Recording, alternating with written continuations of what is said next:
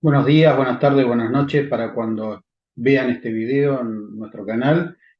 Bueno, hoy quiero hacer la tercera entrega de todo lo que es referente a probióticos, prebióticos, microbiota y holobionte en general. Y quiero hablar de probióticos, microbiota y sistema inmunitario. ¿Por qué decimos que los probióticos tienen capacidades reguladoras, ¿no?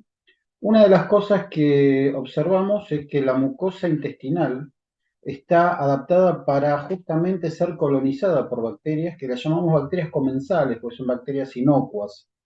Estas bacterias comensales no solo participan de los procesos digestivos, sino que también tienen mucho que ver con el desarrollo y la función del sistema inmunitario en general. El sistema inmune tiene la capacidad de tolerar antígenos inocuos, como la microbiota, y la capacidad de tolerar antígenos inocuos provenientes de la dieta. Y va a tener la capacidad de neutralizar agentes nocivos para prevenir enfermedades. La actividad inmune constitutiva resulta en una inflamación fisiológica. La microbiota puede proteger al cuerpo contra microorganismos mediante la competencia, o sea, la ocupación de nichos ecológicos. Si yo tengo una microbiota sana, diversa, con capacidad antiinflamatoria, va a ocupar un espacio que si esta microbiota no estuviera, posiblemente sea ocupada por otros microorganismos que tengan capacidad proinflamatoria patogénica. Eh, los microorganismos de la microbiota o de la flora comensal, o estas bacterias comensales, tienen la capacidad de producir compuestos antimicrobianos que inhiben el crecimiento de bacterias patógenas. La microbiota intestinal produce ácidos grasos que más adelante vamos a ver reducen la inflamación, no solo a nivel local intestinal, sino que además reduce neuroinflamación, por ejemplo, viajando a distancia, reduce inflamación en los procesos alérgicos pulmonares como procesos asmatiformes. La microbiota regula al sistema inmunológico al modular la respuesta inmunológica del cuerpo del huésped. ¿Tá?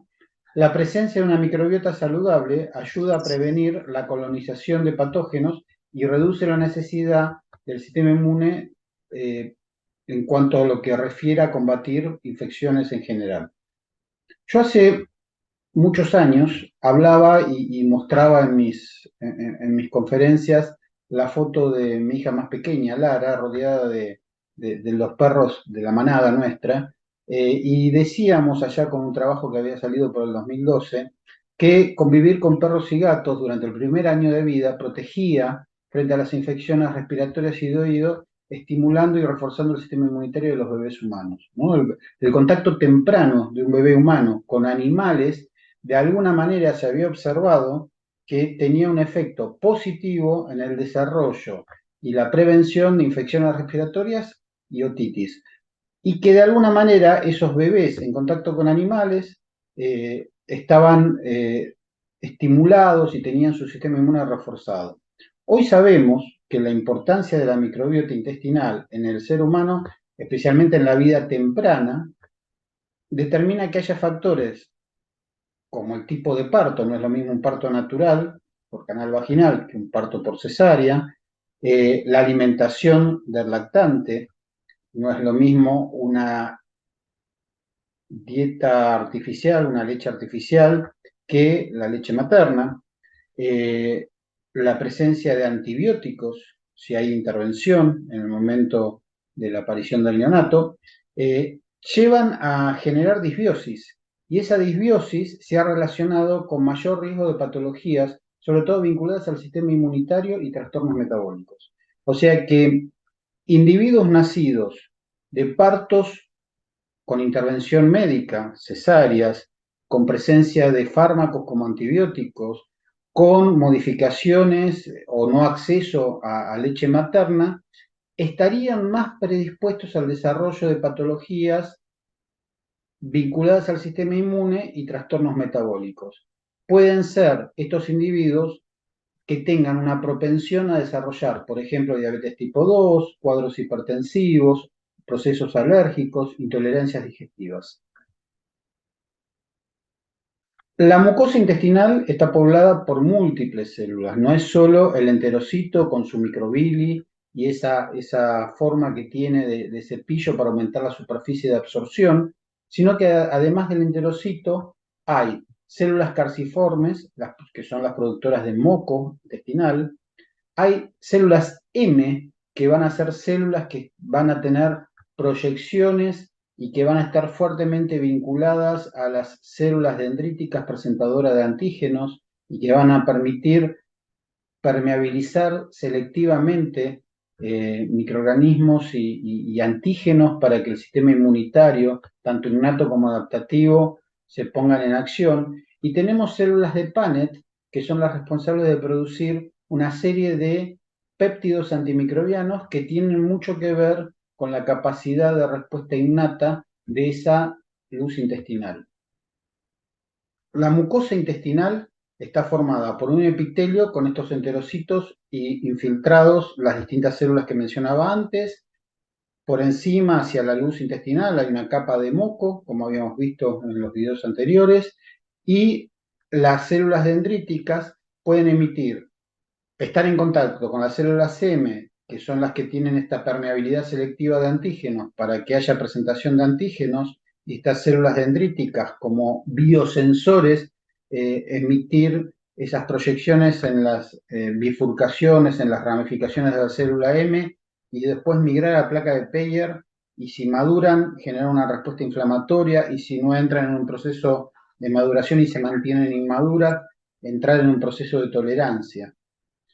Esto hace que esa célula presentadora de antígenos presente en su mucosa, pero que tiene conexión con células especializadas que están en contacto con la luz intestinal, sean como los decodificadores y la primera señal gatillo para disparar inflamación o tolerancia. ¿Está? Y esto es necesario porque tiene que haber un balance permanente entre un proceso inflamatorio para protegerme de patógenos y un proceso de tolerancia para sostener la microbiota y poder permeabilizar el intestino a los nutrientes. Entonces, en esa delicadeza de mecanismos sutiles se maneja fundamentalmente el sistema inmunitario. Hay una interacción entre la microbiota intestinal y la inmunidad en el equilibrio. Es esto que yo les decía, la presencia de procesos inflamatorios y la presencia de procesos tolerogénicos o antiinflamatorios. Vamos a encontrar que hay evidencia científica hoy que sugiere que el antibiótico durante la infancia está asociado a una enorme variedad del desarrollo de enfermedades inmunomediadas, incluidas alergias, enfermedad inflamatoria intestinal, y que la ingesta de antibióticos afecta profundamente la composición y la función de la microbiota intestinal. Así que uno de los primeros consejos es, en cachorros, seamos lo más conservadores posibles al momento de utilizar antibióticos, al igual que en pediatría humana. La interacción entre microbioma y el sistema inmune es digna de una investigación muchísimo más extensa. Esto recién está empezando. La microbiota influye tanto en la respuesta inmune innata como en la adaptativa y tienen capacidad moduladora que va a ser positiva o negativa dependiendo de ese equilibrio eubiosis-disbiosis, ¿no?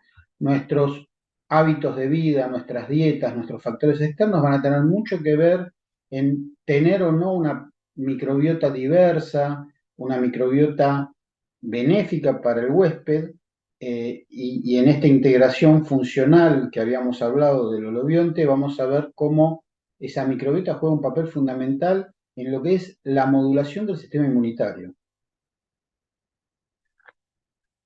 La mucosa intestinal quizás es la interfaz más estudiada entre la interacción huésped-microbiota, pero recuerden que tenemos microbiota presente en todos los tractos respiratorio, genitourinario, en la piel e incluso en el cerebro. El sistema inmunológico intestinal tiene la capacidad de establecer la tolerancia inmune hacia una enorme, constante y cambiante riqueza de microorganismos inofensivos, estos comensales que hablábamos antes. La respuesta inmune del huésped a la microbiota intestinal está estrictamente compartimentalizada. La microbiota intestinal es benéfica, es comensal, es deseable en la medida que esté en la luz intestinal. No puede atravesar la barrera epitelial, no puede ingresar a su mucosa. Y hay muchísimos mecanismos para sostener el compartimento deseable en la luz intestinal de esta microbiota benéfica. Entonces ahí van a aparecer en juego la capa de moco, va a aparecer en juego las uniones estrechas entre los enterocitos, los anticuerpos IgA. ¿Se acuerdan que hablábamos de ese gradiente generado en su mucosa a partir de linfocitos B y el receptor en el polo apical del enterocito que capta esa IgA dimérica y por transitosis ingresa, pasa y va arrastrando y quedan las partes, las partes bipolares de captación del antígeno de la IgA y me permite captar un antígeno en la submucosa, me permite captar un antígeno en el citosol de un enterocito y esa IgA secretoria protegida por ese pedazo de receptor que captó en la unión del dímero, la hace resistente a la digestión enzimática y en el moco permite captar antígenos también. Pero hay un gradiente siempre de eliminación y de expulsión de esa IgA. Por eso, hace muchísimos años, cuando yo era mucho más joven, decíamos que la IgA tenía efecto antiinflamatorio. En realidad la IgA lo que tiene es la capacidad de captar antígenos y excretarlos hacia la luz y por el peristaltismo intestinal ser eliminados esos complejos inmunes. Las células del PANET van a producir los péptidos antimicrobianos, como habíamos dicho, y vamos a ver que tiene una muy fuerte interacción con la microbiota. La microbiota y los comensales son deseables en la medida que tengan una densidad, una proporción, una cantidad, pero un aumento exagerado de esos microorganismos comensales también puede llevar a una mayor actividad de las células PANET para que haya una especie de autorregulación en cuanto a densidad de esa microbiota. Y el páncreas exócrino va a tener una función bastante importante en el mantenimiento de la homeostasis intestinal con respecto a la secreción antimicrobiana. Entonces, vemos que en esa interacción microbiota intestinal, inmunidad, hay un equilibrio producido por mecanismos innatos y adaptativos. A nivel de la luz intestinal vamos a encontrar múltiples receptores para los PAMs, o sea, estos patrones repetitivos de microbios o de microorganismos, y básicamente hay dos que juegan un rol muy preponderante, que son los TLR, receptores tipo TOL, y los NOD, que actúan directamente sobre las células inmunes intestinales y pueden modular la inmunidad en los tejidos remotos. Vimos que en humanos hay alrededor de 12 tipos de TLR y que en perros y gatos hay alrededor de 16 tipos de TLR. O sea, cada especie tiene estos sistemas innatos de reconocimiento de patrones repetitivos y vemos que la microbiota tiene una particular interacción. La colonización temprana del intestino por los comensales promueve una diferenciación de qué TLRs van a ser estimulados y sostenidos en el tiempo. Entonces vamos a encontrar, por ejemplo, que los comensales promueven la diferenciación de linfocitos T CD4 a un perfil T helper 17 proinflamatorio y que de esa manera los comensales que atraviesan en edad temprana el epitelio intestinal dejan una memoria adaptativa para que un linfocito CD4 genere una reacción inflamatoria local para la eliminación de ese comensal fuera de su comportamiento fisiológico. También vamos a ver que la colonización temprana de alguna manera limita el desarrollo de otro tipo de células que son natural killer, pero que son de características regulatorias, no citotóxicas, no son las NK convencionales citotóxicas de respuesta antiviral o antitumoral, sino que son natural killer o NKT, son natural killer regulatorias, que van a tener mucho que ver con la producción de interleuquina 4 y con alteraciones en la secreción de interleuquina 10. Y vamos a ver que las NKT van a tener o van a ser, si hay una alta densidad de este tipo, de este fenotipo celular, promotoras de enfermedades. Por ejemplo, hoy hay modelos animales donde se estudia esta interacción microbiota-sistema inmune y hay un microorganismo que se llama Bacteroides fragilis y otros probióticos que promueven la diferenciación de las células CD4 y de alguna manera equilibran los perfiles T-helper 1, T-helper 2, dependiendo del polisacárido A, del antígeno polisacárido. La interleuquina 10, producida por las células T reguladoras, promueve la homeostasis inmune y de alguna manera la interleuquina 23 va a ser la promotora de la cascada que va a generar la expansión de las células T-helper 17. Entonces, desde el punto de vista inmunitario, esta homeostasis inmune, la promoción de la inflamación intestinal va a estar disparada por el perfil T-helper 17, T-helper 1 y T-helper 2, y la promoción del perfil antiinflamatorio va a estar disparada por los perfiles T-helper 3, productores de interleuquina 10, y básicamente los otros perfiles supresores que van a tener mucho que ver con la capacidad de disparar respuestas no inflamatorias y que van a permitir la instalación de la microbiota y la absorción de moléculas nutrientes. Hasta ahí lo que es la homeostasis entre lo que es microbiota y sistema inmunitario. Los receptores de reconocimiento de patrones, que se denominan PRR, detectan señales de microbianas durante la infección para provocar respuesta inmune protectora. Eso es sistema inmune innato. Los ligandos de los PRR son producidos abundantemente por la microbiota comensal durante la colonización saludable.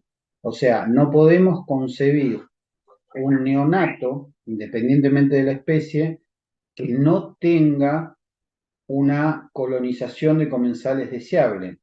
Entonces pienso cuántas veces hemos hecho inferencias de procesos patogénicos utilizando modelos animales libres de patógenos específicos, son animales sacados por cesáreas, donde prácticamente son animales estériles en cuanto a microbios, y vemos que esos animales van a tener serias deficiencias, ¿no? Entonces, esos modelos tan controlados, tan deseables, tan difíciles de obtener en los bioterios, ¿no?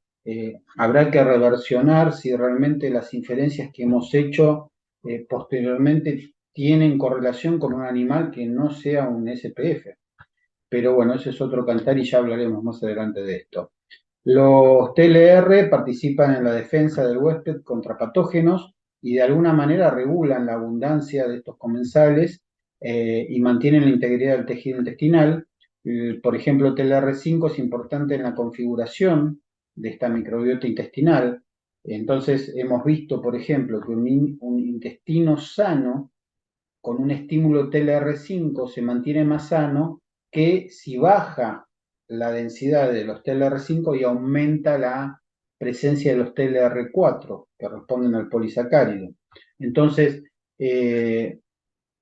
por ejemplo, en posbióticos, si podemos poner motivos repetitivos de ADN viral, si podemos usar flagelina, vamos a encontrar que estimulamos la expresión de TLR5 y de alguna manera mantenemos un intestino con un nivel fisiológico inflamatorio que nos protege de patógenos, pero que permiten la incorporación de nutrientes.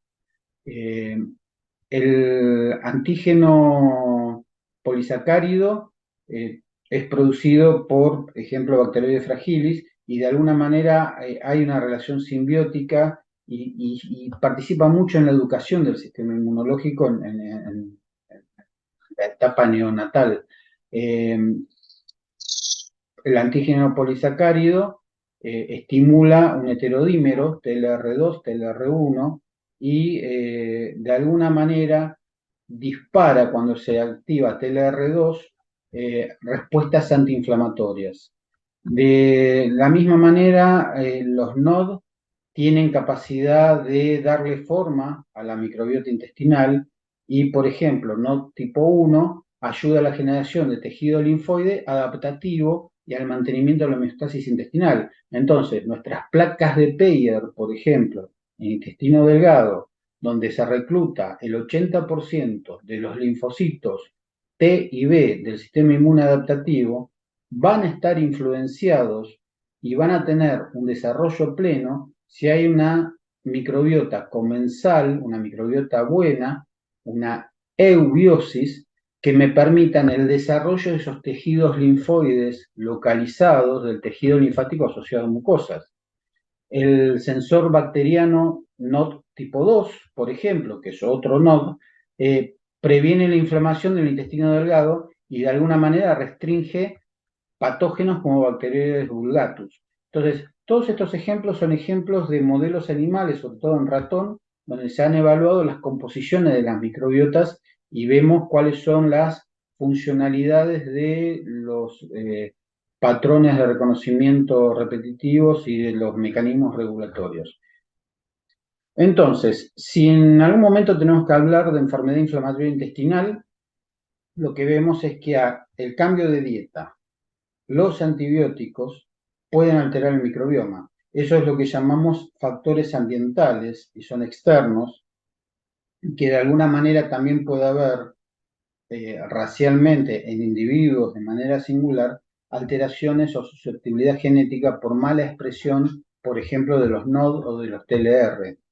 Ambas cosas, los factores externos como las alteraciones genéticas, van a llevar a disturbios de la microbiota, ¿no? Entonces, caen las poblaciones de lactobacilos, por ejemplo, y aumentan las poblaciones de proteobacterias, que son las putrefactivas.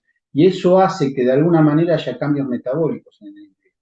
Lo que vamos a terminar viendo es que este individuo con una disbiosis va a llevar posiblemente a un efecto promotor de los perfiles inflamatorios, T-helper17, T-helper1, T-helper2, y posiblemente decaigan los perfiles T-helper FOXP3 y los T-helper3 y la producción de IgA. Con lo cual, lo que vemos es, aumenta la inflamación, bajan los factores antiinflamatorios.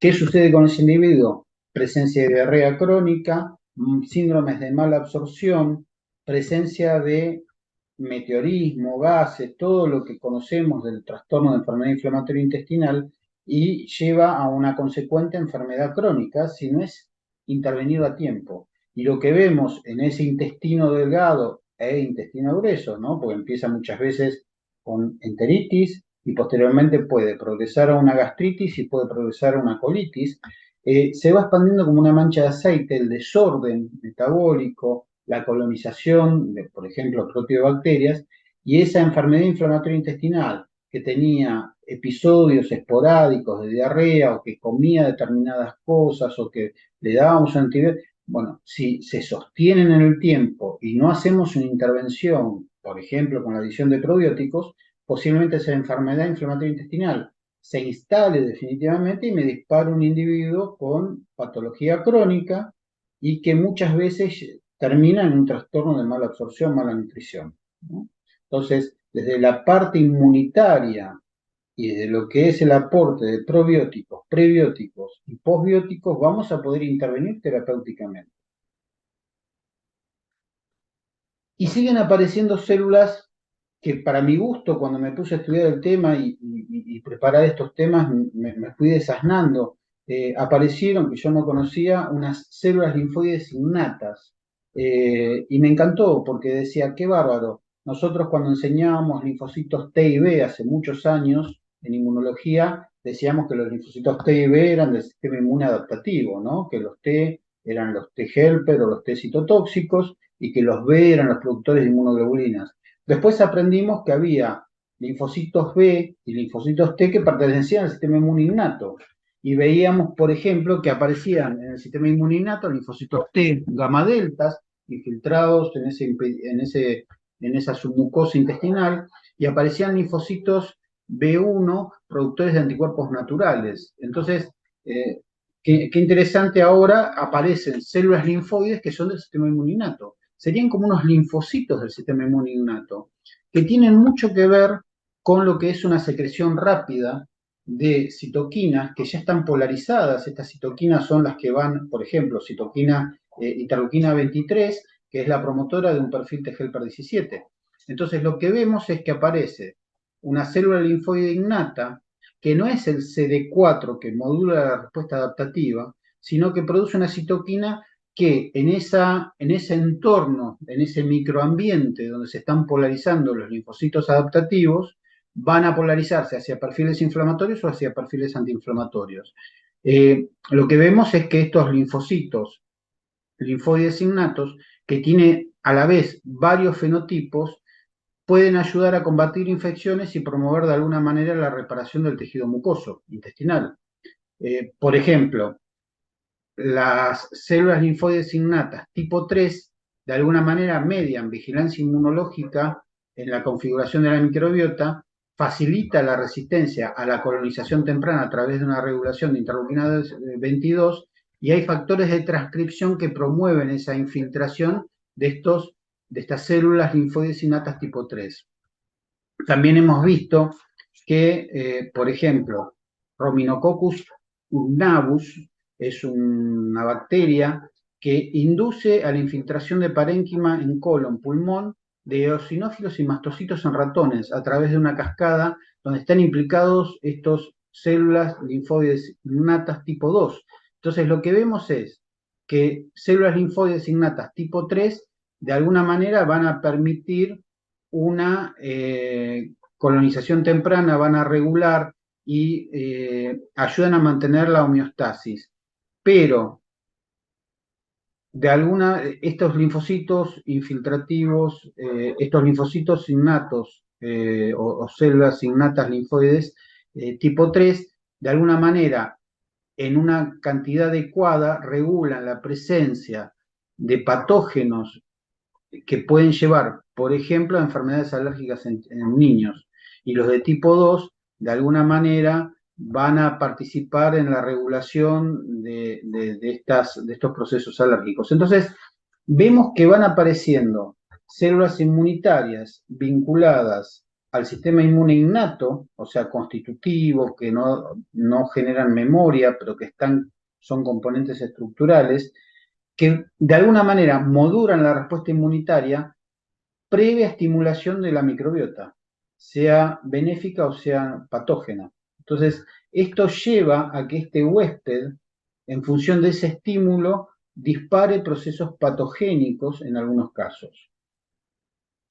Lo que vemos es que el microbioma intestinal y sus metabolitos pueden moverse a diferentes órganos. Entonces, lo que vamos a ver, por ejemplo, es que los lipopolisacáridos intestinales de la microbiota pueden llegar a estimular TLR4 disparando señales a nivel de la funcionalidad hepática, que los PAMs presentes en la microbiota de alguna manera modulan células de Kupffer del hígado, que determinados probióticos bajan las poblaciones de células NKT en hígado y en intestino, y que algunas bacterias disbióticas, o sea, patógenas, pueden promover perfiles proinflamatorios del tipo T helper 17.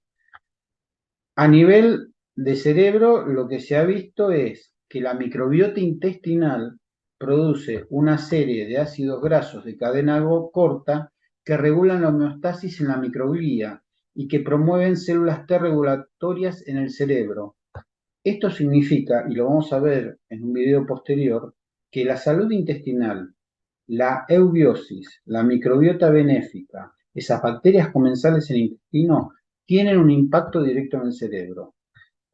Busquen en las redes sociales, he compartido algunos trabajos científicos que hablan incluso de experimentos que han hecho en ratones, donde personas con el mal de Alzheimer diagnosticado y en desarrollo toman bacterias del intestino de estos individuos, de estos pacientes, y trasplantan, hacen un trasplante fecal a ratones de investigación, y lo que generan son trastornos cognitivos. Y vamos a ver cómo se cruzan estos experimentos y cada vez hay más evidencia de que la microbiota intestinal tiene un efecto preventivo e incluso terapéutico en alteraciones como déficit cognitivo, Parkinson, Alzheimer en humanos, y posiblemente lo podamos traducir a algunos modelos en veterinaria, ¿no?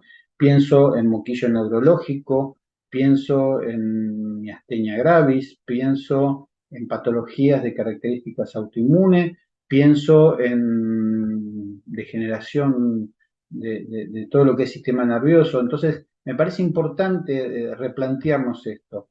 Lo mismo pasa con los productos de exposición a diferentes microbios en lo que respecta a los pulmones. O sea, una microbiota intestinal apropiada, o sea, una eubiosis, nos va a permitir una colonización adecuada de vías aéreas superiores e inferiores.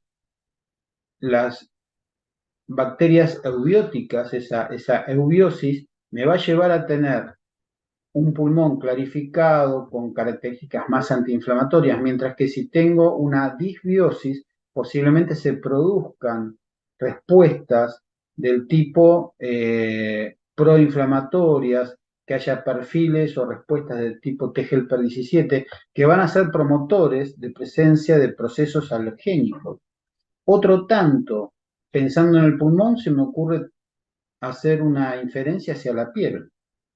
Ya está claro y hay evidencias donde una microbiota intestinal sana en el individuo alérgico atópico genera un mejor pronóstico de la evolución de la enfermedad, y las crisis y las agudizaciones en presencia aún de alergenos son o tienen menor impacto en lo que es la dermatitis, la cerosis y todos los procesos que conocemos de la alergia.